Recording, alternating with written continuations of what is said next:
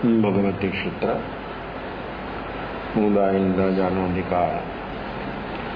ઉદાયન રાજાની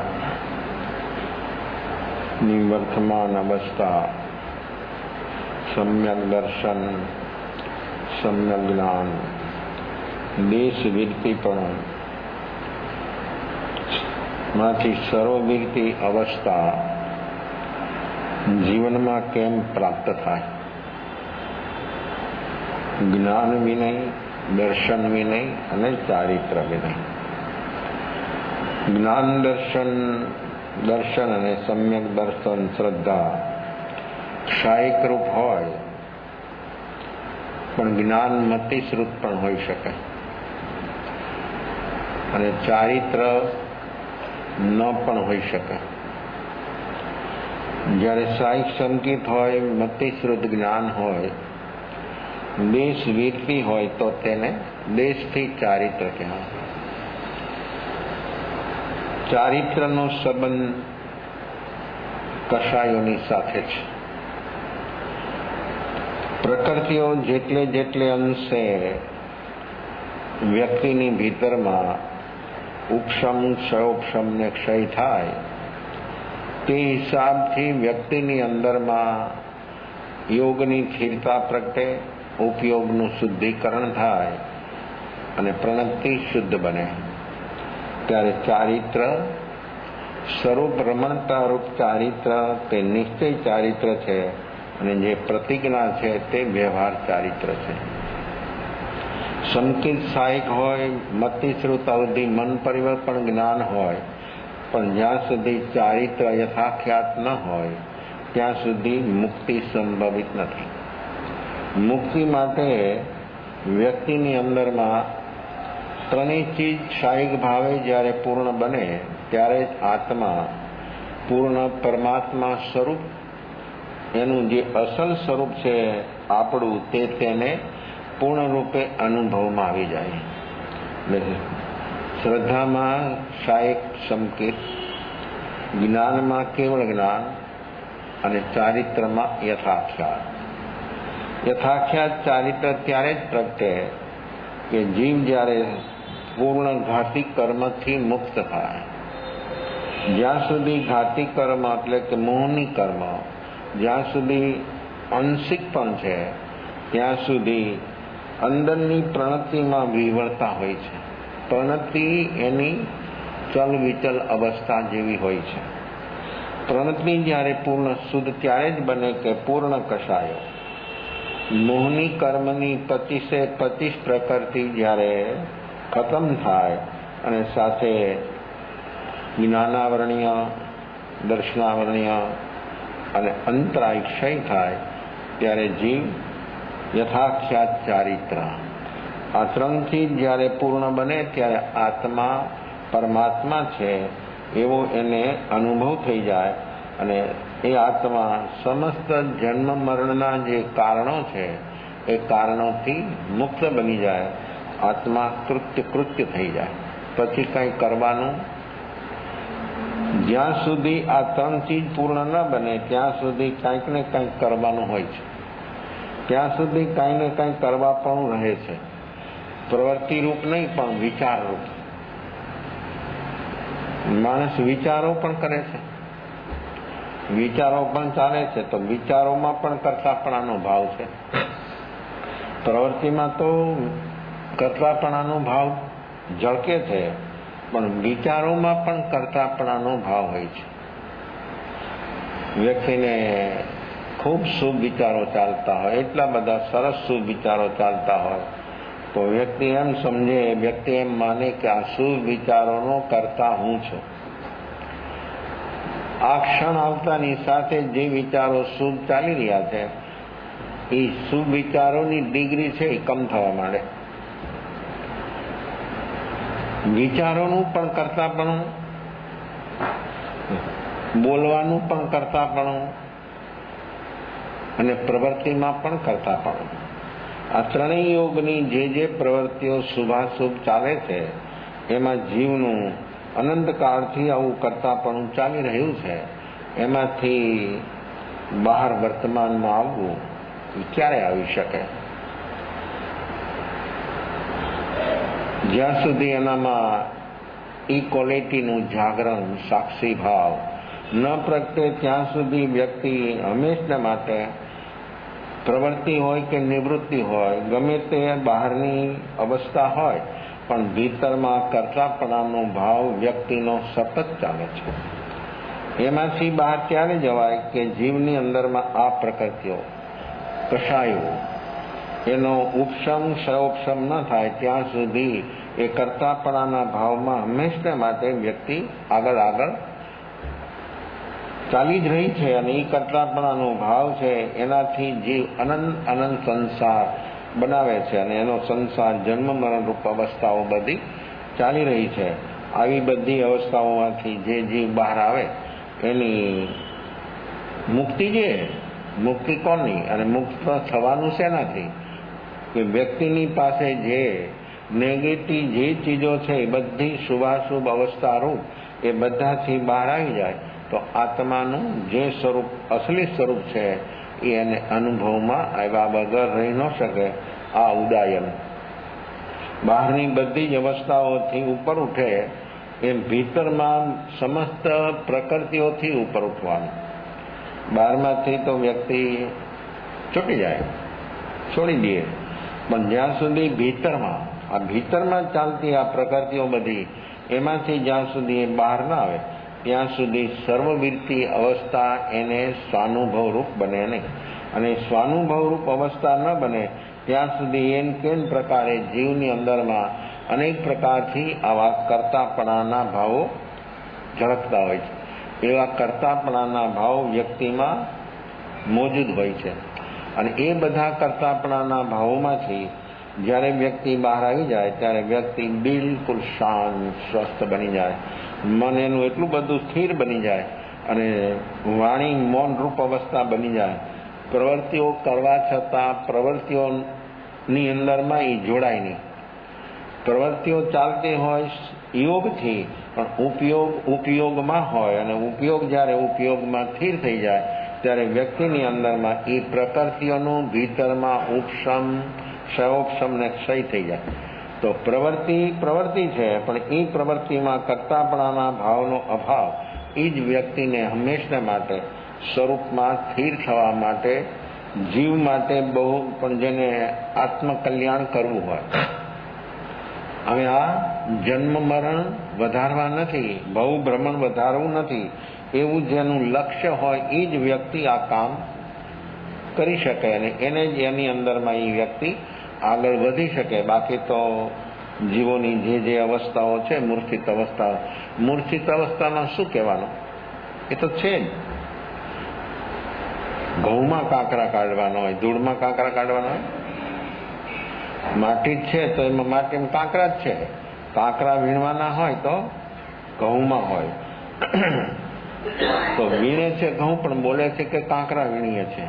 તો આ બધી જે આપણી લોકભાષા છે એ લોકભાષાની અંદરમાં પણ વ્યક્તિ જો બરાબર ખ્યાલ કરે તો કેટલો બોધ થાય કે જેમાં બેઠા બેઠા અલગ કરી નાખે એમ ભીતરમાં બેઠા બેઠા આ કાંકરા રૂપ પ્રકૃતિઓ. તો આત્મામાં કર્મ ઘણા છે પણ ઘઉંમાં કાંકરા જેટલા. પણ ધૂળમાં કાંકરા છે એ તો બધું ધૂળરૂપ છે અને બધું એક રૂપ છે. એમાં કાંઈ બહાર કરવા જેવું કે અલગ કરવા પણ કાંઈ છે નહીં. તો ઘઉંમાં કાંકરા જેમ છે એમ આત્મામાં કર્મ ઘણા છે પણ ઘઉંમાં કાંકરા જેટલા. ઘઉં જેટલા એની અંદરમાં કાંકરા હોય. ઘઉં વધારે હોય કે એના અંદરમાં કાંકરા વધારે હોય? તો જોઈ લો. એમ જીવ જે છે જીવની અંદરમાં કર્મ ઘણા છે પણ આત્માના ગુણો જેટલા નહીં. આત્માથી અનંત છે અને આત્માના ગુણો એક એક ગુણ અનંત છે. તો આવા અનંત ગુણોને જો આપણે અનુભવવું હોય તો વ્યક્તિએ વર્તમાનની અંદરમાં એ કષાય રૂપી કાંકરાઓને બહાર કાઢવા જોઈએ. આ કષાય છે ક્રોધ, માન, માયા, લોભ એ બધા કાંકરા છે પણ એ આપણને ખૂંચવા જોઈએ ને. એ ખૂંચવા જોઈએ. કાંઈ રસોઈ બનાવી અને એની અંદરમાં કાંઈ કાંકરો આવી જાય તો ચાવતા ચાવતા શું થાય? મોઢામાં ત્યારે આમ માણસ ઝડપથી જમતો હોય ને એમાં કાંકરો આવી જાય તો શું થાય? શું બને? જે ચાવતો એની બહાર નીકળી જાય. આમ જો એ મોઢામાં ચાવેલી ચીજ આમ થાળીમાંથી લઈને મોઢામાં મૂકીને થોડી ચાવીને કાંકરો આવ્યો અને પછી બહાર નીકળે ત્યારે એ બહાર નીકળેલી વસ્તુ જે હોય એનું રૂપાંતર કેવું થઈ ગયું હોય, એ કેવું લાગે, એ કેવું થઈ ગયું હોય? આમ થોડુંક જ ચાવ્યું હોય, હજી પૂરું ચવાનું પણ ન હોય, કાંકરો આવ્યો એટલે માણસ બહાર કાઢી નાખે. પણ એનું એ જે વસ્તુ કેવી બની જઈ હોય, એટલી ક્ષણોની અંદરમાં એ વસ્તુ કેવી રીતે એ બદલી જાય છે. હવે મોઢામાં ને મોઢામાં બદલી જાય છે તો પેટમાં ગયા પછી એનું પાચન તંત્ર થાય અને પછી જ્યારે મળ વિસર્જિત થાય ત્યારે એની અવસ્થા કેવી હોય, જોઈ લો કેટલું રૂપાંતર છે, કેવું રૂપાંતર થાય. એક એક વસ્તુનું કેટલું ઝડપથી રૂપાંતર થઈ રહ્યું છે. એનાથી પણ વધારે ઝડપી આપણા વિચારો બદલે છે, એનાથી પણ ઝડપી આપણા રાગદ્વેષ બદલે છે, એનાથી પણ ઝડપી આપણી પ્રણતિ બદલે, એનાથી ઝડપી આપણું જ્ઞાન છે. એવું આત્મજ્ઞાન હોય તો એક ક્ષણની અંદરમાં સમસ્ત વિશ્વ હસતા મનકવ જો આત્માની ચીજ આ બધાથી એક ક્ષણમાં એ બધાનું એને જ્ઞાન થઈ જાય કે આ વસ્તુ છે, એનો સ્વભાવ એ છે. એ સ્વભાવ એનો કેવો છે એ વ્યક્તિ જ્યારે આવો અનુભવ થાય ત્યારે ખ્યાલ આવે. પણ એને તો જાગરણ હોય તો બોધ થાય ને, નહીં તો દ્વેષ થાય. ચાલતા ચાલતા કાંકરો આવે તો માણસને બોધ થાય કે દ્વેષ થાય? શું થાય? અને આવેશ કેવો આવે? ઘણી વાર તો એવી પણ માણસની અવસ્થા હોય આવેશવાળી કે જે ખાતા એને બધું ફેંકી દે. આ દ્વેષ, જો આ નિમિત્તથી વ્યક્તિમાં જાગરણ હોય તો જ્ઞાન પણ થાય, અને આ નિમિત્તથી વ્યક્તિની અંદરમાં જાગરણ ન હોય તો દ્વેષ, અને કેટલો દ્વેષ થાય. અને એ દ્વેષ વ્યક્તિની અંદરમાં ક્યાં સુધી પહોંચી જાય, એની શારીરિક માનસિક એ અવસ્થા બધી કેવી બની જાય, જો બનાવવી પડે છે. એક નિમિત્ત આવતાની સાથે વ્યક્તિની બધી જ અવસ્થા, બધી હાલત બદલી જાય. મનની, વાણીની, શરીરની બધી અવસ્થા બદલી જાય. તો આવી જ રીતે વ્યક્તિમાં જાગરણ હોય તો એવું નિમિત્ત આવવા છતાં વ્યક્તિની અંદરમાં બધું પોઝિટિવ થઈ જાય.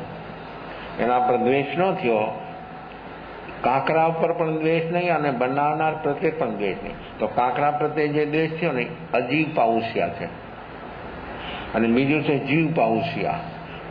આવો દ્વેષ ભાવ જીવની અંદરમાં જ્યાં સુધી થાય અને ચાલે ત્યાં સુધી વ્યક્તિ હંમેશને માટે કર્તાપણાના ભાવમાં છે, મારાપણાના ભાવમાં છે. અને મારાપણાનો અને કર્તાપણાનો ભાવ જ્યાં સુધી જીવનો આવી રીતે ચાલે ત્યાં સુધી જીવ આ રાઉન્ડમાંથી કોઈ બહાર ના આવે. તો જે ઘટનાઓ, જે નિમિત્તો આપણી સામે અનુકૂળ પ્રતિકૂળ જે નિમિત્તો બધા ઉપસ્થિત થાય છે એ બધા નિમિત્તોમાં આપણી પાસે જો જાગરણ સાક્ષી ભાવ હોય તો આપણે બધામાં બધે બચી શકીએ. અને જો એ ન હોય તો ક્યાં કઈ રીતે જીવ પકડાઈ જાય અને કેવી એની અવસ્થા, આંતર અવસ્થા, એની પ્રણતિ કેવી બની જાય એને ખબર કાંઈ છે નહીં. તો આવી બધી અવસ્થાઓ જીવોની હંમેશના માટે વિભાવ ભાવ રૂપમાં અવસ્થાઓમાં ચાલે છે.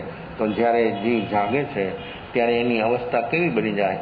કાલે આપણે કહ્યું કે આનંદ ગંજી એના અનુભવથી શું કહે છે કે નમો મુજ, નમો મુજ. એ પોતે પોતાને નમસ્કાર કરે છે. કેમ? કેવી અવસ્થા હશે એની? ધ્યાનમાંથી જ્યારે બહાર આવે ત્યારે આ ચોવીસી આનંદ ઘન ચોવીસી છે, એક યશોવિજી ચોવીસી છે અને એક દેવચંદજી ચોવીસી. આ ત્રણ મુનિઓએ ચોવીસી બનાવી છે. 24 પરમાત્માની સ્તુતિ છે. તો આ સ્તુતિ, જો ભક્તિ ધ્યાનમાંથી બહાર આવે, જો ધ્યાન પૂર્ણ બને તો ભક્તિ બને, ભક્તિ પૂર્ણ બને તો ધ્યાન બને, અને ધ્યાન ને ભક્તિ પૂર્ણ બને તો પરમ પ્રેમ પ્રગટે. અને એ પ્રેમની અંદરમાં ક્યાંય રાગનો અંશ ન હોય એ પ્રેમ છે. રાગનો જે અંશ છે એ પ્રેમ નથી. જ્યાં જ્યાં રાગનો અંશ હોય તે પ્રેમ નથી. પ્રેમના અંદરમાં કોઈ માગ નથી, એની અંદરમાં કોઈ અપેક્ષા નથી, કોઈ ઈચ્છા નથી. જે છે સમસ્ત અસ્તિત્વને પ્રેમી આત્મા સમર્પિત થઈ જાય છે. અને એવો જ્યારે દિવ્ય પ્રેમ પ્રગટે ત્યારે પરમાત્મા એને એનામાં સમાવી લે છે. જો કેવું છે આ! જ્યારે આવો વ્યક્તિની અંદરમાં રાગ રહિત જે અવસ્થા છે એ જ પ્રેમ છે. રાગવાળી અવસ્થાથી પ્રેમ નથી. છે રાગ, અને બોલે છે પ્રેમ, કારણ કે રાગ શબ્દ બહુ બોલવામાં ઠીક નથી લાગતો, એટલે વ્યક્તિ પ્રેમ શબ્દનો પ્રયોગ કરે. પણ પ્રેમ તો ત્યારે જ પ્રગટે, એનામાં જ પ્રગટે કે વ્યક્તિની અંદરમાં જ્યારે આવી ભીતરની અંદરમાં કોઈ ઈચ્છા, કોઈ અપેક્ષા, કોઈ માગ ન રહી હોય, ત્યારે જ વ્યક્તિની અંદરમાં આવો પરમ પ્રેમ પ્રગટે. અને આ પ્રગટે ત્યારે વ્યક્તિમાં ધ્યાન પૂર્ણ બને, ત્યારે વ્યક્તિની અંદરમાં ભક્તિ પૂર્ણ બને, ત્યારે વ્યક્તિની જે કર્મયોગ છે એ પૂર્ણ બને. કર્મયોગ ત્યારે જ બને પૂર્ણ કે કર્તાપણાનો ભાવથી બહાર આવી જાય. ત્યારે જ્યાં સુધી કર્તાપણાના ભાવમાં છે ત્યાં સુધી એ કર્મયોગ ન બને. કર્મયોગ ત્યારે જ બને કે વ્યક્તિ ભીતરથી કર્તાપણાના ભાવથી એ બહાર આવી જાય, ત્યારે એ કર્મયોગી છે. અને એ કર્મયોગી આવી અનેકવિધ અવસ્થાઓ જીવને ધ્યાન સાધનાની અંદરમાં સહજતાથી ઘટી જાય છે. તો આનંદ ગંજી જ્યારે એ ધ્યાનમાંથી બહાર આવે ત્યારે આ સહજ ભક્તિ એનામાં પ્રગટે. એને તો કાંઈ લખ્યું જ નથી.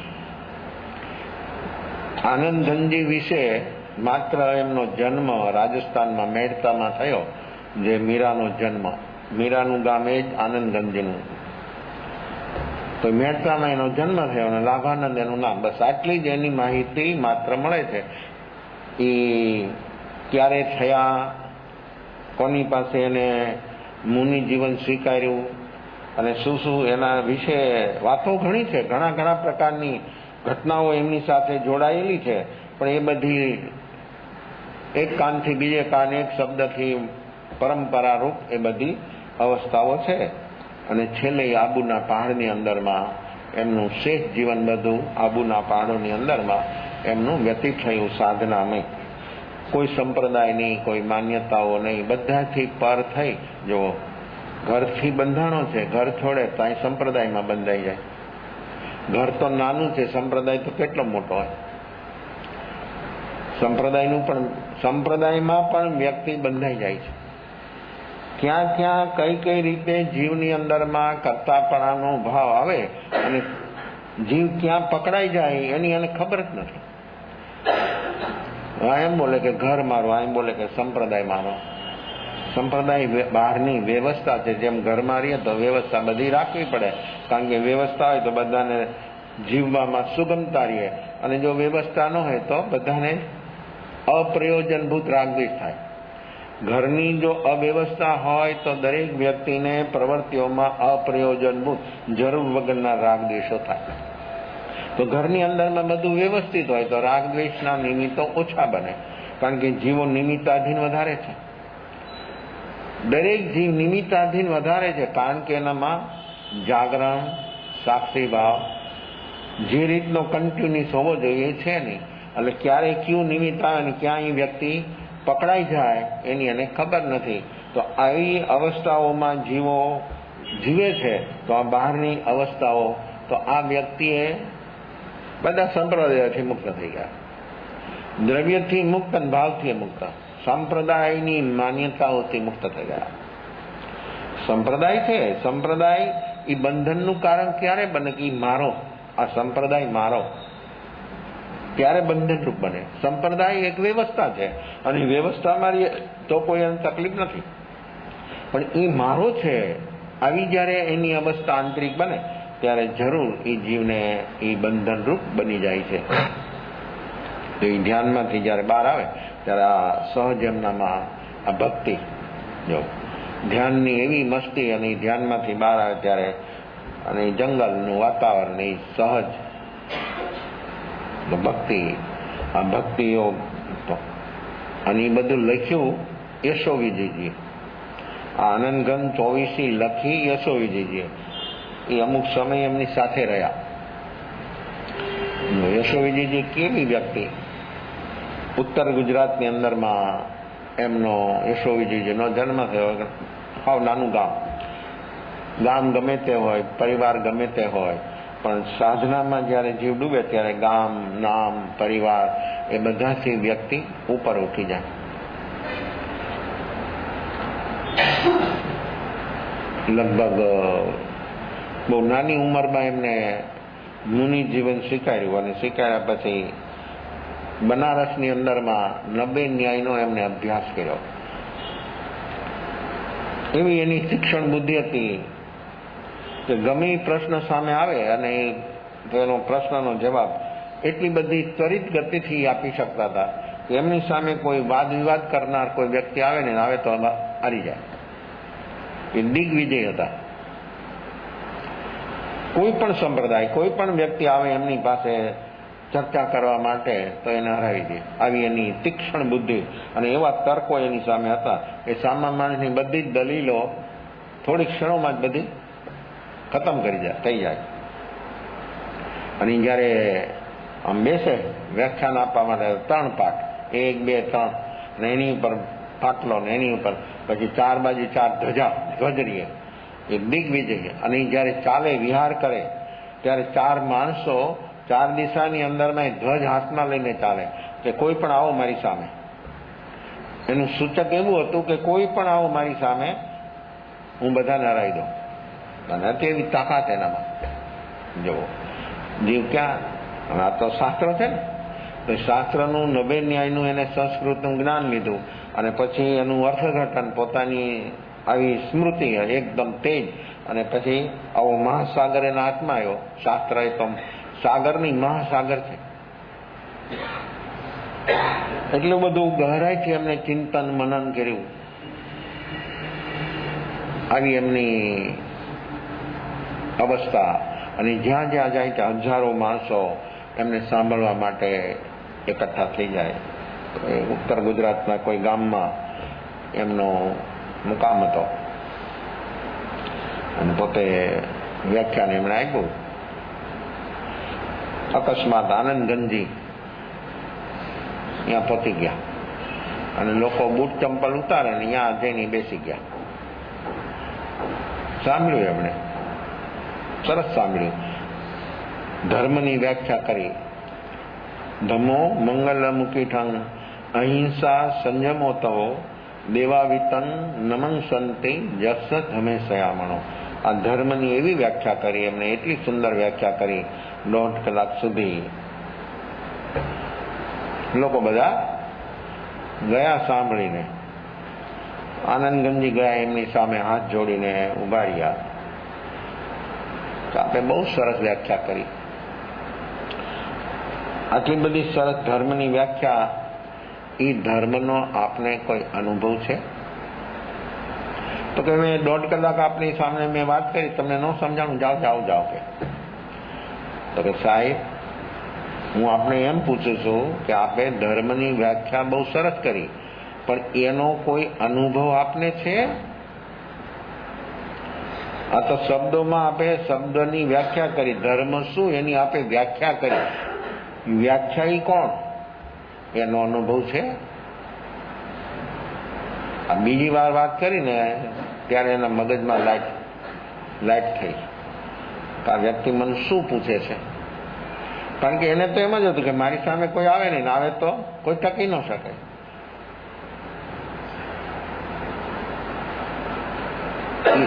એ ધર્મનો આપને કોઈ અનુભવ ખરો? ત્યારે આમ લક્ષિક જોઈ લે છે આનંદગંજીને. એને એમ થયું કે આ વ્યક્તિ કોઈક અલગ છે. આ કોઈ સામાન્ય વ્યક્તિ નથી, અને સામાન્ય વ્યક્તિ આવો પ્રશ્ન મારી સામે કોઈ કરી ન શકે. પહેચાન થઈ ગઈ અને ઉતરી ગયા નીચે. જો બુદ્ધિ આવું નિર્ણય કરવામાં પણ સાધન બને, તર્ક કરવામાં, કુતર્ક કરવામાં, બીજાની દલીલો તોડવામાં. એમ વસ્તુ સ્થિતિને સમજવા માટે પણ બુદ્ધિ અને મન સાધન છે જબરજસ્ત. જો વ્યક્તિ એનો સહી અર્થમાં ઉપયોગ કરી શકે તો. કારણ કે મન વગર પણ મુક્તિ નહીં અને મનની પાર ગયા વિના પણ મુક્તિ નહીં. અસંગની જીવો અસંખ્યાતા છે, તો એની કોઈ મુક્તિ નથી. અનંત પણ છે. જો આપણે થાવરમાં જઈએ તો 5 થાવરમાં વનસ્પતિ કાય છે, એ તો અનંત છે. તો એ અનંત જીવોની કોઈ દિવસ મુક્તિ સંભવ, એને આવવું પડે અહીંયા સુધી, એ પ્રોસેસ પાસ કરીને. 9 ઘાટી પાર કરીને અહીંયા મનુષ્ય જન્મ સુધી એને પહોંચવું પડે, અને ત્યારે એને આવું સંઘની પચંદરીપણું, મનુષ્યપણું એને મળે. અને પછી એ મનના ડાયરામાં જો રમ્યા કરે અને એની અંદરમાં જે ગુના કરે તો કોઈ દિવસ બહાર આવી શકે નહીં. ઉતરી ગયા નીચે.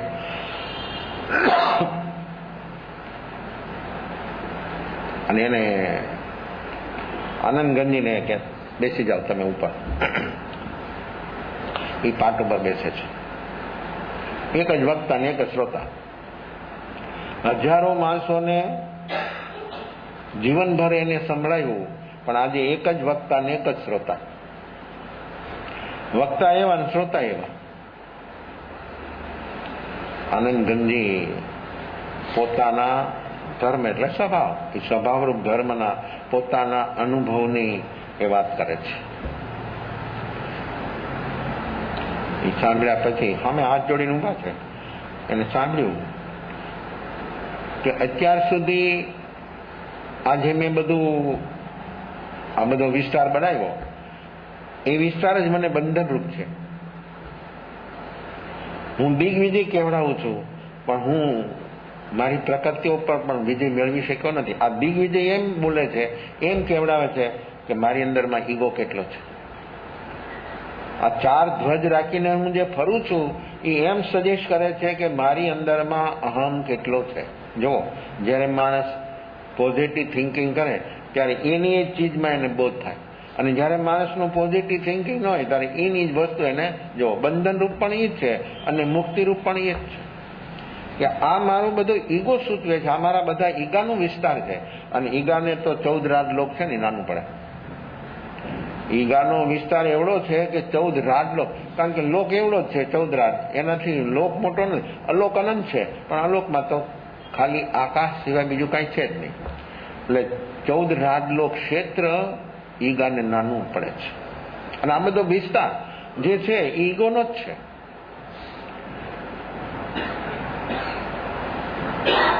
એવું એમને સ્વભાવરૂપ ધર્મની એટલી બધી અદ્ભુત વાતો કરી, પોતાના અનુભવની.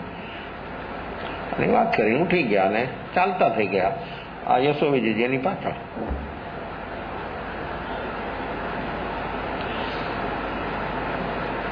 આ તો પહોંચી ગયા આબુના પહાડની અંદરમાં. આ યશોવિજયજી એમની સાથે આવો અનુભવ કોઈ દિવસ આ વ્યક્તિએ કર્યો નથી. અનુભવી વ્યક્તિની સાથે એનું કોઈ મિલન એવી વ્યક્તિનું થયું નહોતું. પહેલું વહેલું મિલન અને પહેલી વહેલી એમની આ અવસ્થા, એને એમ થયું કે આટલા વર્ષો મારા વીતી ગયા, બધા જ વર્ષો બિલકુલ ફિજુલના, એમાં મને શું મળ્યું? આટલા વર્ષો સુધી મેં આટલું બધું કામ કર્યું, સમાજની સામે હજારો લાખો લોકોને મેં ઉપદેશ કર્યો, પણ મને ઉપદેશ ન લાગ્યો. હું તો કોરો ને કોરો જ રહી ગયો. જોઈ લો આ જીવની કેવી કેવી અવસ્થાઓ હોય છે. આનંદગંજી જયારે ધ્યાનમાંથી બહાર આવે અને આ મસ્તીથી બોલે ભજન, એટલે આનંદગંજ 24 ઋષભ પહેલું સ્તવન, ઋષભ દિનેશ્વર પ્રીતમ મારો રે ઓર ન ચાહુ કંત. જો વાત કરી છે ભગવાન ઋષભની, પણ એમાં કેવા પરમ પ્રેમની વાત કરી છે. ઋષભ દિનેશ્વર પ્રીતમ મારો રે ઓર ન ચાહુ કંત. આ ભગવાન ઋષભ એ મારો કેવો પ્રિયતમ છે. પરમાત્માની સ્તુતિની અંદરમાં એવો કેવો પરમ પ્રેમ એની અંદરમાં આમ ઝરે છે, ટપકે છે. જેને આવો સ્વયંનો અનુભવ કર્યો હોય એ વ્યક્તિની અંદરમાં જ આવો પ્રેમ પ્રગટી શકે. રાગદ્વેષ એ પ્રેમ નથી, એ મોહનું સ્વરૂપ છે. આવો પ્રેમ પવિત્ર બની જાય વ્યક્તિ ભીતરમાંથી. બધા રાગદ્વેષના આ બધી જંજીરો છે એમાંથી જયારે બહાર નીકળે ત્યારે જ આવો પરમ પ્રેમ વ્યક્તિની અંદરમાં પ્રગટી શકે, અને એ જ આત્માને નિર્મળ અને પવિત્ર બનાવી દે. કારણ કે રાગદ્વેષ જાય એટલે આત્મા નિર્મળ જ છે, આત્મા પવિત્ર જ છે, અને રાગદ્વેષ એ જ ભાવ કર્મ છે, સતત ચાલે છે. જીવની કોઈ પણ અવસ્થા હોય, એકંદરી હોય કે વિગલેન્દ્રી હોય, ત્રસ હોય કે સ્થાવર હોય, સંઘની હોય કે અસંગની, કોઈ પણ જીવ સૂક્ષ્મ નિગોદથી લઈને ચારેય ગતિમાં દરેક જીવની અંદરમાં સતત આ અવસ્થા ચાલે છે, કન્ટિન્યુઅસ. એમાંથી જે બહાર આવે એ રાગ દ્વેષના દ્વંદમાંથી જે બહાર આવી શકે ત્યારે એનું કાર્ય, સ્વયંનું કાર્ય, નિજી કાર્ય એ ત્યારે બની શકે. તો આનંદગંજીની સાથે ઘણો સમય રહ્યા, એમની સાથે એ પણ ધ્યાનમાં ડૂબવા માંડ્યા. આટલા વર્ષો ગયા, આટલો અભ્યાસ કર્યો, હજારોની લાખો લોકોને ઉપદેશ કર્યો, પણ પોતે બિલકુલ અનુભૂતિ વગરની અવસ્થા. જો વિદ્વત્તા કેવી હોય છે, પાંડિત્ય કેટલું જબરજસ્ત હોય છે. તો પંડિત બનવું આસાન છે, પંડિત બની શકે, અને પંડિત એ બુદ્ધિનો વિષય છે. પંડિત બનવું એ બુદ્ધિનો વિષય છે, અને જ્ઞાની બનવું એ મન બુદ્ધિની ઉપર ઉઠવાની વાત છે. જ્યાં સુધી વ્યક્તિ મન બુદ્ધિથી ઉપર ન ઉઠી શકે ત્યાં સુધી જ્ઞાની ન બની શકે. એટલે જ્ઞાની કદાચ આવી વ્યક્તિની સામે કદાચ એવું વક્તવ્ય ન પણ આપી શકે, પણ જે એનો અનુભવ છે એ એવો સોલિડ હોય છે, એવો એનો અનુભવ નક્કર હોય છે, એની સામે કોઈ પણ વ્યક્તિ બહારની ટકી શકતી નથી. આનંદગંજીની સાથે રહીને એ પણ સાધનામાં, ધ્યાનમાં આગળ એમનો વિકાસ થયો. અને જ્યારે ધ્યાન સાધના દ્વારા એમને જ્યારે અનુભવ થયો, સ્વયંનો અનુભવ જ્યારે થયો, ત્યારે જે બધું શબ્દરૂપ હતું તે બધું સમ્યક જ્ઞાનરૂપ પરિણમન થઈ ગયું. જો જ્યાં સુધી વ્યક્તિની અંદરમાં બોધિ સમ્યક દર્શન નથી ત્યાં સુધી એનું પરિણમન જે છે એ બધું અજ્ઞાનરૂપ બને છે. અને જેવું સમ્યક દર્શન જીવને પ્રાપ્ત થાય એટલે એ બધું જ્ઞાનરૂપ એનું પરિણમન થઈ જાય. કેટલીક ક્ષણોની અંદરમાં એ બધો ભીતરમાં એનો બદલાટ થઈ જાય છે, એ કોઈ જોઈ શકે નહીં. મનને તો ખબર જ ન થાય.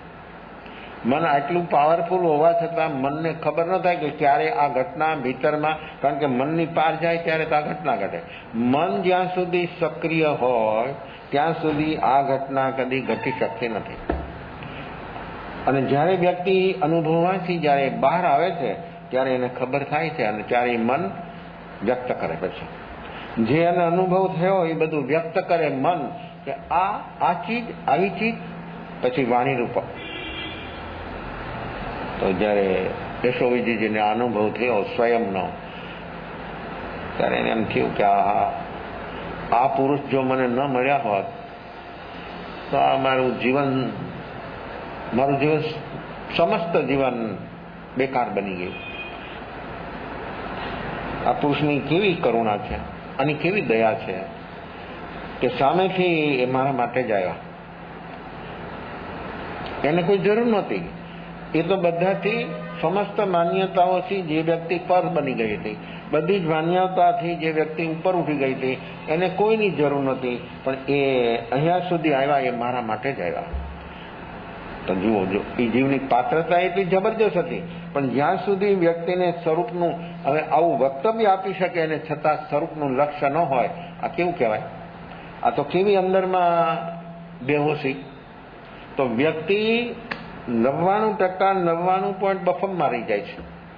એમ માની લે છે, એમ મનાવી લે છે, પોતે પોતાને માની લે અને મનાવી લે, ત્યારે વ્યક્તિનું મન એટલું બધું ધોખાબાજી કરે કે વ્યક્તિ પોતે જ પોતાનું મન એને બિલકુલ અંધારામાં રાખે, અને વ્યક્તિ મનુષ્ય જન્મ જે છે ને એ હારી જાય, ચૂકી જાય.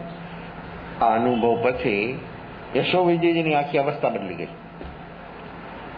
એવી એની અવસ્થા બની ગઈ, અને એવી એના અંદરમાં એકાંત, મૌન અને સાધનામય જીવન બની ગયું. જે અત્યાર સુધીનું બધું હતું એ બધાને છેદ થઈ ગયો.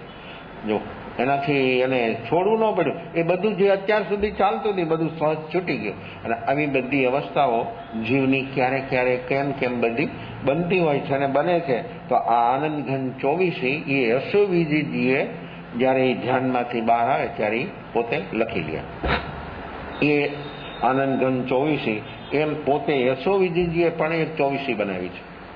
અને એવી એક 24 દેવચંદજી મહારાજ, એમને પણ આ 3 24 બહુ લોકોને ખ્યાલ છે, પણ એમાં આનંદઘન જે 24 છે એ તો અંદરમાં 6 દ્રવ્યનું તત્વ એવો નિચોડ, જૈન દર્શનનો નિચોડ એમને બતાવ્યો છે કે જે વ્યક્તિ જિજ્ઞાસુ અને રુચિવાળો હોય અને જો એનું સહી અર્થમાં અધ્યયન કરે તો જરૂર એ વ્યક્તિને પણ એની અંદરમાં અનુભવની પ્રોસેસ મળ્યા વગર રહે નહીં. અને જો વ્યક્તિ પ્રેક્ટિકલમાં જાય તો જરૂર એને એવું આત્મજ્ઞાન, આ બોધિ, સમ્યક દર્શન થયા વગર રહી ન શકે. તો આવી અનેકવિધ હસ્તીઓ સંસારની અંદરમાં હોય છે, પણ ક્યારે કઈ રીતે જીવોની ઉન્નતિ થાય એ જીવ ખુદ જ્યાં સુધી આવું જાગરણ, સાક્ષી ભાવ ન પ્રગટે ત્યાં સુધી આવી બધી અવસ્થાઓ જીવની બને. તો આ આનંદઘન 24 એની અંદરમાં શાંતિના સ્તવન, તો એમાં પોતે એમ બોલે કે નમો મુજ, નમો મુજ. કેવો ભાવ છે આ? પોતે પોતાને નમસ્કાર કરે છે. ક્યારે થાય? આપણે તો નમસ્કાર કરીએ છીએ પંચ પરમેશ્વરીને, પણ આ તો પોતે પોતાને નમસ્કાર કરે છે. સ્તવન છે શાંતિનાથનું અને નમન કરે છે પોતે પોતાને. તો શાંતિના સ્તવનની અંદરમાં 16માં શાંતિનાથ, 16, 17 ને 18 આ 3 ચક્રવર્તી હતા.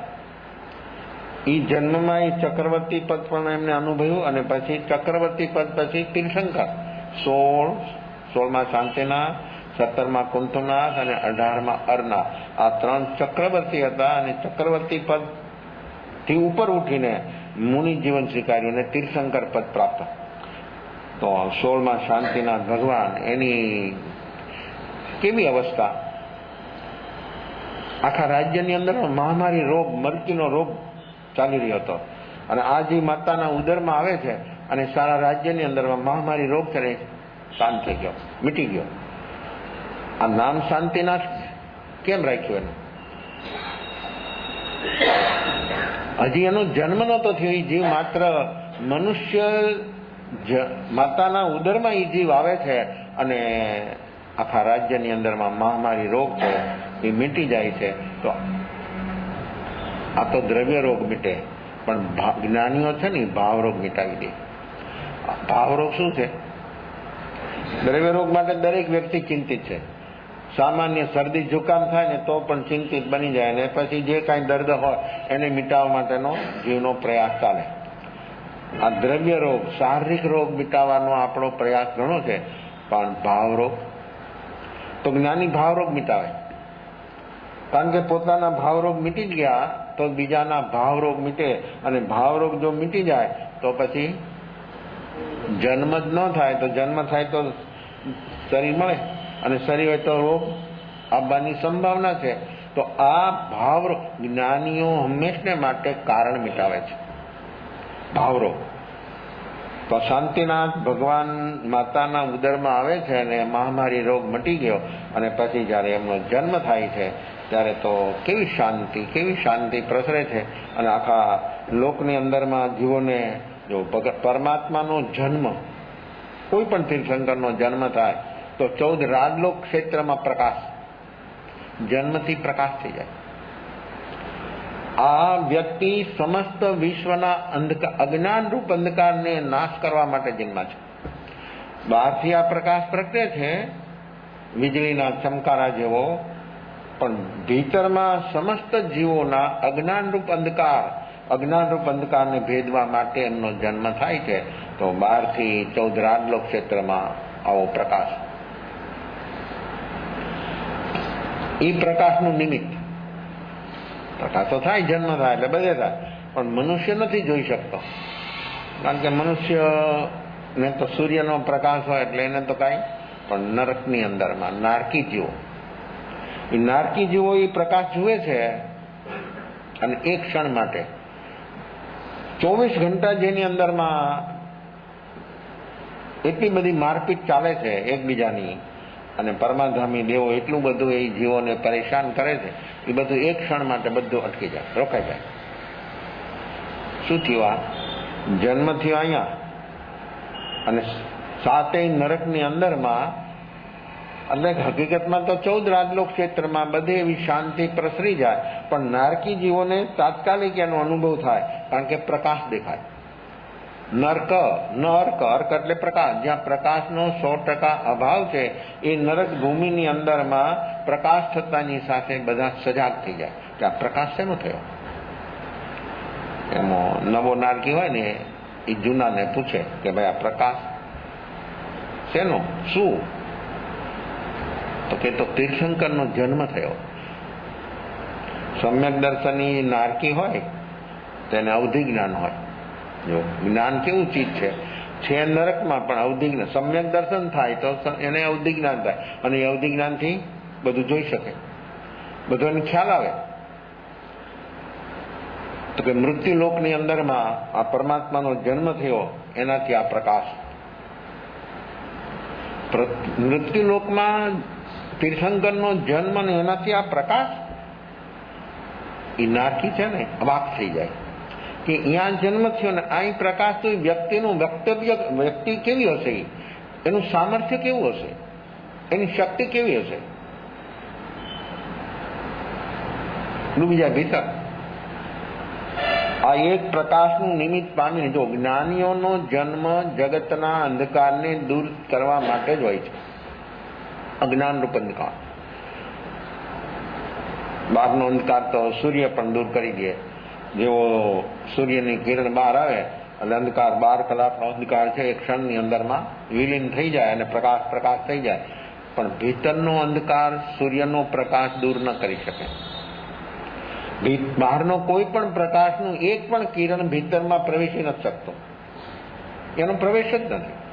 ભીતરમાં તો જ્ઞાન, એ જ્ઞાન જયારે પ્રગટે ત્યારે જ અંધકાર અજ્ઞાનનો દૂર થાય. ત્યાર પહેલા તો આ કાંઈ વસ્તુ બની શકે એવી કોઈ એની સંભાવનાઓ છે નહીં. તો નારકી અવાક થઈ જાય અને ડૂબી જાય ભીતર, નિર્વિકલ્પ બની જાય અને એ સમ્યક દર્શન પામી જાય.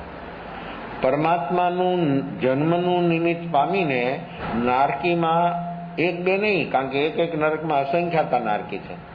મનુષ્ય તો અર્ધમ અસંખ્યાતા છે, અર્ધમ ગમે ત્યારે. મનુષ્ય અસંખ્યાતા નથી ને અનંત પણ નથી. આજે સારા વડની આબાદી 7-8 અરબ લિમિટેડ. એક નરકની અંદરમાં અસંખ્યાતા નારકી, તો એવા અનેકવિધ નારકીઓ સમ્યક દર્શનને પામી જાય. તો આ સમ્યક દર્શનનું નિમિત્ત જ્ઞાનીઓનું પ્રકાશ, એ જ્ઞાનનો પ્રકાશ સામાજીવને અજ્ઞાનનો અંધકાર દૂર કરવામાં કેવું નિમિત્ત બને છે અને એ જીવ સમ્યક દર્શન પામી જાય. તો આ તીર્થંકર પરમાત્માનો જન્મ જેવો થાય છે તો એવી કેવી શાંતિ, કેટલી શાંતિ જગત આખાની અંદરમાં. પંચ કલ્યાણી એના 5 જે નિમિત્તો છે એ સમસ્ત જીવોને કલ્યાણનું નિમિત્ત છે. પણ કોને થાય નિમિત્ત? કલ્યાણનું નિમિત્ત કોને બને? જ્ઞાનીઓ તો હંમેશા માટે હોય જ છે. સંખ્યામાં વધઘટ હોય, એવો સમય તો સંખ્યા અલ્પ હોય ને એવો સમય તો સંખ્યા ઘણી વિશેષ હોય. આગળ જ્ઞાની થઈ ગયા, વર્તમાનમાં હોય, થાશે કાળ માર્ગભેદ. જ્ઞાનીનો માર્ગ, મુક્તિનો માર્ગ, જ્ઞાની જે માર્ગ બતાવે ત્રણેય કાળમાં એક જ હોય. અનંત જ્ઞાનીનો એક જ અભિપ્રાય અને એક અજ્ઞાનીના અનંત અભિપ્રાય. અજ્ઞાનીના અભિપ્રાય ક્ષણે ક્ષણે બદલે, ત્યારે જ્ઞાનીને તો અનુભવ છે, પોતાનો અનુભવ છે ને સમસ્ત વિશ્વની અંદરમાં જે 6 દ્રવ્યો છે એનો પણ એને અનુભવ છે. તો એ પદાર્થના ગુણધર્મ શું એની પણ એને પૂરેપૂરી ખબર છે. દ્રવ્ય, ગુણ અને પર્યાય એ બધાની જાણે છે અને અનુભવે છે. એટલે એનો હંમેશા માટે અનંત જ્ઞાનીનો એક જ જવાબ હોય અને એક અજ્ઞાનીના અનંત એના વિકલ્પો હોય. જ્યાં વિકલ્પ રૂપ અવસ્થા હોય ત્યાં હંમેશા માટે બદલ્યા કરે, વિકલ્પ છે જ નહીં. સમસ્ત વિકલ્પોના જે કારણો છે એ બધા ખતમ થઈ જાય ત્યારે જ આવું જ્ઞાન અંદરમાં પ્રગટે છે. તો પરમાત્માના પંચ કલ્યાણિક એ 5 જીવો પ્રકારો જીવોના કલ્યાણ માટે જ છે. ઘટના છે પરમાત્માના જીવનની અને કલ્યાણ થાય છે જગતના જીવોનું. કેવું છે કામ? કેટલો પરોપકાર છે અને કેવો જગત ઉપર પરોપકાર કરવા માટે જ એમનો જન્મ થાય છે. એ તો જ્યારે બીજી ગતિમાંથી આવે માતાના ઉદરમાં ત્યારે જ સહાયક સંકેત હોય ને 3 જ્ઞાન હોય, મતિ શ્રુત ને અવધિ 3 જ્ઞાન લઈને આવે. માતાના ઉદરમાંથી પણ એને બધી બહારની ખબર થાય. આ જ્ઞાનનું સામર્થ્ય કેવું છે? જ્ઞાની ગમે ત્યાં હોય, ગમે તે અવસ્થામાં હોય તો પણ એને કોઈ તકલીફ થતી જ નથી. તો આ જ્ઞાનમાં, સમ્યક જ્ઞાનમાં બધું સમ્યક સમાધાન બની જાય છે. તો આવું જ્ઞાન જે લઈને આવે અને પછી બાલ્ય અવસ્થા, યુવાન અવસ્થા અને એ બધી એનો જે પ્રોસેસ ચાલે શરીરની, એ પછી પાર થયા પછી જન્મ કલ્યાણિક થયા પછી અમુક સમય પાસ થયા પછી આ તો ચક્રવર્તી હતા. 16મા શાંતિનાથ તો ચક્રવર્તી હતા. ચક્રવર્તી પણ ભોગ્યું ઘણા વર્ષો સુધી. અને પછી જ્યારે એમને મુનિ જીવન લીધું ત્યારે દીક્ષા કલ્યાણિક. તો પરમાત્માના પંચ કલ્યાણિકની અંદરમાં 64 ઇન્દ્રિયો હાજર હોય હંમેશા માટે. મનુષ્ય સાથે સામેલ બને બધી પ્રવૃત્તિઓની અંદરમાં. અને મુનિ જીવન, હવે મુનિ જીવન જ્યારે સ્વીકારે ત્યારે શું થાય? ચોથું મન પરયો જ્ઞાન થાય. જો આ ચારિત્ર, મતિ શ્રુત અવધિ 3 જ્ઞાન તો હતા. અને જેવું એ કરેમી બનતે, જો આ પ્રેક્ટિકલ છે. સાધના બધી પ્રેક્ટિકલ છે, થેરિકલ સાધના નથી. સાધના થેરિકલ હોય જ નહીં. અને જ્યાં સુધી થેરિકલમાં વ્યક્તિ રહે ત્યાં સુધી અનુભવ સુધી પહોંચી ન શકાય. કરેમી બનતે, પ્રેક્ટિકલ. આ કેવું સૂત્ર છે? કરેમી બનતે સામાયં સાવજ યોગં પછામી. અનંતકાળથી સાવધ યોગ. સાવધ યોગ એટલે આ યોગ 3, મન વચન અને કાયા, 3 યોગ. એનાથી કરવું, કરાવવું ને અનુમોદવું. સાવધ્ય એટલે હિંસા અને નિર્વધ્ય એટલે અહિંસા. સાવધ્ય કરેમી ભંતે સામાયં સાવજ જોગં પચખામી. આપ લોકો પણ સામાયિક લ્યો ત્યારે આ સૂત્ર પાઠ બોલો છો તો એ કરેમી ભંતેનો જે આ પાઠ છે, સવં સાવજ યોગં પચખામી. સાવધ યોગ, આ 3 યોગ. સાવધ્ય એટલે પાપકારી ક્યારે બને? અને નિર્વધ્ય, તો નિર્વધ્ય એટલે પાપ રહિત ક્યારે બને? તમે સૂત્ર બોલી દીધું, સામાયિક બાંધો ને. બધા પાઠ બોલો પણ કરેમી બનતે ન બોલો તો એ સામાયિક બાંધી ન કહેવાય. સામાયિકની પ્રતિજ્ઞાની ઘટના ન ઘટે. જો પ્રતિજ્ઞા લીધી વ્યવહાર, તમે કરેમી બનતેનો પાઠ બોલો, સામાયિકનો પાઠ બોલો, સામાયિક તમે બાંધી પર્યવસન ચાલતા હતા અંદર સામાયિક બંધાવે ને પછી પડાવે. કારણ કે ઘણા ન આવડતી હોય સામાયિક, એટલે એ બંધાવે ને પડાવે. તો કરેમી બનતે સામાયં સાવજ જોગં પચખામી. સાવધ યોગના પચખાણ કરે તો સાવધ યોગના પચખાણ કરાય વ્યવહારથી. નિર્વધ્ય ક્યારે બને? એ પચખાણ શું સૂચવે છે? એ પચખાણ શેના સૂચવે છે? એ પચખાણ શેનું સજેસ્ટ કરે છે? એ કોની સામે તીર એરો બતાવે છે? આ પ્રતિજ્ઞા કોની સામે એરો બતાવે છે કે શું છે આ તે પ્રતિજ્ઞા કરી. સવં સાવજ યોગં પચખામી. સાવધ યોગ, યોગ સાવધ્ય, મન વચન અને કાયા, 3 યોગથી કરવું, કરાવવું ને અનુમોદવું. એ સાવધ યોગ. તો સાવધ એટલે હિંસા અને નિર્વધ એટલે હિંસાથી મુક્તિ, 18 પાપસ્થાનક. તો એમાં શું થયું? વ્યવહારથી થઈ ગયું. ભીતરમાં શું બને? ભીતરમાં શું બને? કરો છો ને સામાયિક પર્યવસનમાં તો કરીએ છે, નહીં કરીએ તો કરાવનારે કરાવીને ધપાળનારે પડાવી દીધી. આ શું બતાવે છે? શું સજેસ્ટ કરે છે આપણને? આ પ્રતિજ્ઞા કરેમી બનતે સૂત્ર એ શું કામ કરે છે? કેવું કામ કરે? ભીતરમાં કેવું રૂપાંતર થઈ જાય છે, કેવું બદલાટ થઈ જાય છે? અને એ બદલાટ શેનો થાય છે? આ કરેમી બનતે સૂત્ર બોલે એટલે એને ગુણસ્થાન, કારણ કે તીર્થંકરને 4થું જ ગુણસ્થાન હોય, 5મા ગુણસ્થાને આવે જ નહીં. 5 થી સીધા 6 જ વ્યા જાય. 5મો ગુણસ્થાન ગ્રસ્ત ધર્મમાં હોય એને 4થું ગુણસ્થાન હોય, સહાયક સંકેત. પછી કોઈ પણ તીર્થંકર હોય તો સહાયક સંકેત હોય, 3 જ્ઞાન હોય, અને જેવો એ કરેમી બનતેનો પાઠ બોલે પોતે જ બોલે. અર્યન પરમાત્મા છે એ નમો સિદ્ધાણમ શબ્દ બોલે, બીજો એકે શબ્દ ન બોલે. પંચ પરમેષ્ટિમાં માત્ર અર્યંત પરમાત્મા જ્યારે કરેમી બનતેનો પાઠ પોતે જ બોલે, અને બોલે ત્યારે નમો સિદ્ધાણં, અનંત સિદ્ધોને નમસ્કાર કરીને એ કરેમી બનતેનો પાઠ બોલે. હવે શબ્દ તો બોલે, આપણી માફક જ બોલે, પણ એની અંદરમાં ભીતરમાં શું ઘટના ઘટે? જો પ્રતિજ્ઞાથી ભીતરમાં ઘટના ઘટવી જોઈએ. આ વ્યવહાર પ્રતિજ્ઞા થઈ. નિશ્ચયથી પ્રતિજ્ઞાનું પરિણામ ત્યારે જ આવે કે ભીતરમાં જે તે પ્રકારની પ્રકૃતિઓથી વ્યક્તિ ઉપર ઉઠે. હવે જો પ્રકૃતિ અને યોગ એક થાય એટલે હિંસા થાય. મન, વચન ને કાયા ત્રણ યોગ થઈ. સાવધ્ય કેમ બને? નિર્વધ્ય કેમ બને? સાવધ્ય એટલે શસ્ત્ર. ત્રણેય યોગ શસ્ત્ર છે. સાવધ્ય એટલે શસ્ત્ર. એ શસ્ત્ર કેમ બને? સાવધ્ય યોગ એટલે શસ્ત્ર, નિર્બદ્ધ યોગ એટલે શસ્ત્ર રહિત.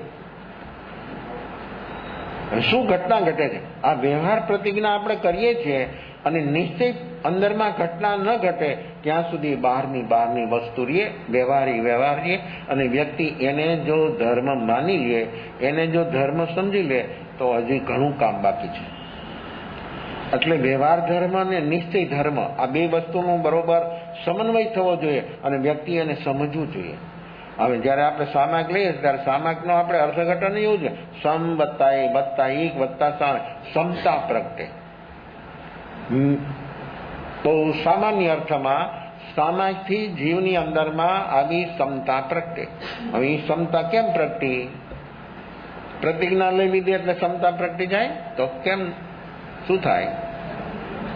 જો આ પ્રતિજ્ઞાની પાછળ હેતુ શું છે, આ પ્રતિજ્ઞા શા માટે આપણે લઈએ છીએ અને એનું પરિણામ શું, એ પરિણામ આપણે જોવું જોઈએ. તો પ્રતિજ્ઞા તો કોઈ પણ વ્યક્તિ કોઈ પણ પ્રકારની લે, પણ અંદરમાં જ્યાં સુધી ઘટના ન ઘટે ત્યાં સુધી એને વ્યવહાર પ્રતિજ્ઞા પણ ન કહેવાય. વ્યવહાર ત્યારે સહી બને કે નિશ્ચયનું કારણ બને ત્યારે. સહી વ્યવહાર તે છે કે નિશ્ચયને અનુરૂપ હોય. નિશ્ચયને અનુરૂપ ન હોય તે વ્યવહારાભાસ છે. આપણો બનાવેલો, આપણો માનેલો, આપણો મનાવેલો વ્યવહાર એ વ્યવહારાભાસ છે. એનાથી કદી પણ જીવને દુઃખના કારણો ન મીટી શકે. દુઃખના કારણો જો આપણે મીટાવવા હોય તો આ નિશ્ચય શું બને? તો જે વ્યક્તિ આવો કરેવી ભંતેનો પાઠ બોલે એની અંદરમાં શું થાય? અનંતાની બંધી ગયા, અપ્રત્યાખ્યાની ગયા અને પ્રત્યાખ્યાની કસાયો. નિર્વદ્ય યોગ એ ક્યારે બને? આ શસ્ત્ર છે એ સાધન બને તેનું મુક્તિનું. આ ત્રણ યોગ શસ્ત્ર છે પણ સાધન બને મુક્તિનું. ક્યારે? કે ભીતરમાં આ પ્રતિજ્ઞાને અનુરૂપ ભીતરમાં રહેલી આ પ્રકૃતિઓ, અપ્રત્યાખ્યાની ક્રોધ, માન, માયા ને લોભ, આ 15 પ્રકૃતિનો ઉપશમ, ક્ષયોપશમ ને ક્ષય થાય ત્યારે છઠ્ઠું ગુણસ્થાન પ્રગટે. કેવું કામ છે આ? પ્રતિજ્ઞા શું કામ કરે છે? ભીતરમાં પ્રકૃતિઓ, પ્રતિજ્ઞાથી પ્રકૃતિનો ઉપશમ, ક્ષયોપશમ ને ક્ષય થાય ત્યારે જીવનની અંદરમાં ચારિત્ર, આ સ્વભાવ રમણતા રૂપ ચારિત્ર, આ ચારિત્ર જીવની અંદરમાં પ્રગટે. યોગ નિર્વદ્ય બની ગયા. આ યોગ શસ્ત્ર છે એ સાધન બની ગયા મુક્તિના. કેટલું રૂપાંતર, કેટલો બદલાટ, કેમ થઈ ગયો? આ પ્રતિજ્ઞા એટલે પ્રેક્ટિકલ છે. ચારિત્ર ધર્મ એ પ્રેક્ટિકલ છે અને એ પ્રેક્ટિકલ જ્યારે જીવનમાં થાય ત્યારે જ વ્યક્તિની અંદરમાં આ પ્રકૃતિઓનો ઉપશમ, ક્ષયોપશમ, ક્ષય થાય.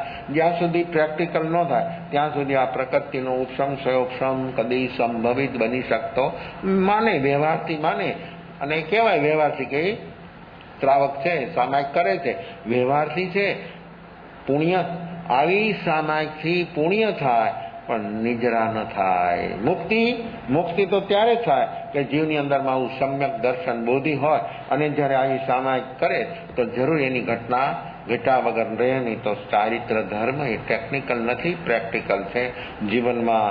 અને એ પ્રેક્ટિકલ થાય ત્યારે અંદરમાંથી પ્રકૃતિઓનો ઉપશમ, ક્ષયોપશમ થઈ જાય તો સહજ સમતા છે. સમતા તો જીવનો આપણો સ્વભાવ છે.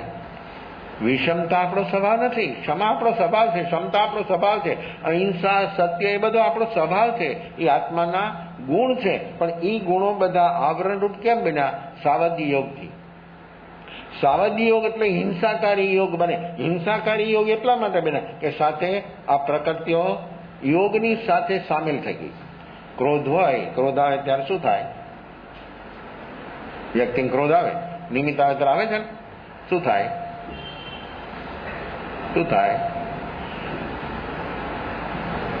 આ યોગ શું બની ગયા? શસ્ત્રો. કોના? દ્રવ્ય હિંસા અને ભાવ હિંસા બે. જોઈ લો, દ્રવ્ય હિંસા અને ભાવ હિંસા બે થાય. જ્યારે વ્યક્તિમાં ક્રોધ આવે કે માન કે માયા કે લોભ, કોઈ પણ નિમિત્ત આવ્યું, જે પ્રકારનું નિમિત્ત તે પ્રકારની પ્રકૃતિ બહાર આવે અને વ્યક્તિને ત્રણેય યોગને પકડી લેજો. ત્રણેય યોગને એક ક્ષણમાં બદલી જાય. એક આમ ક્યારે બદલી જાય ને કેવા બદલે એને ખબર નથી વ્યક્તિને.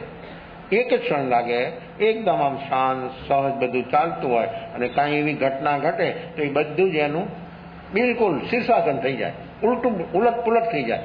આ બધી અવસ્થા છે એ સાબદ્યકારી છે, બધી હિંસાકારી છે.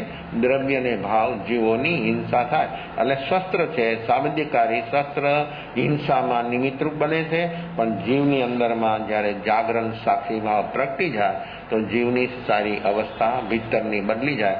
આ ભીતરની અવસ્થા જેની બદલે એ જીવ જરૂર મુક્તિને અધિકારી બની શકે અને એ જીવને સ્વભાવ, મારો સ્વભાવ શું એનો એને અનુભવ થયા વગર રહી ન શકે. તો આવો અનુભવ કરવા માટે પ્રેક્ટિકલમાં આપણે જઈએ અને પ્રેક્ટિકલમાં જેટલું આપણે આગળ વધશું એટલું આપણું કામ, સચમુચ આપણું કામ થઈ જશે. તો વિશેષ ભાવભે અવસર.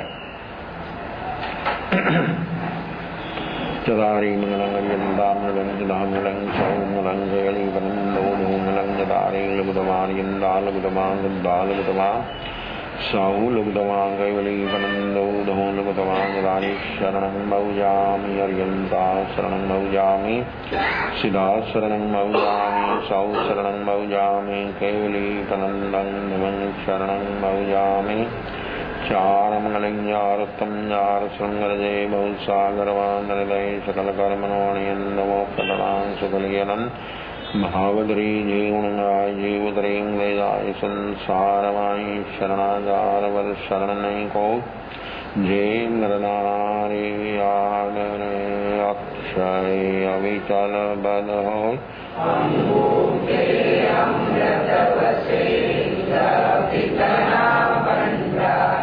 શ્રી ગુરુ ગૌતમ સમરિયે મનવાંછિત ફલદાતા ભાવે ભાવન ભાવિયે ભાવે દીદેદાન ભાવે ધર્મારાધ્યે ભાવે દેવરદાન ભાવે વદનિર્વાણ ઈશુતો આયાધીનં પયાધીનં કરેમિ વંદામિ નમસ્કામિ સત્કારેમિ સમ્માનેમિ કલ્યાણં મંગલં દિવ્યં દિવ્યં તથા સંમુખેન ઈશુતો આયાધીનં પયાધીનં કરેમિ વંદામિ નમસ્કામિ સત્કારેમિ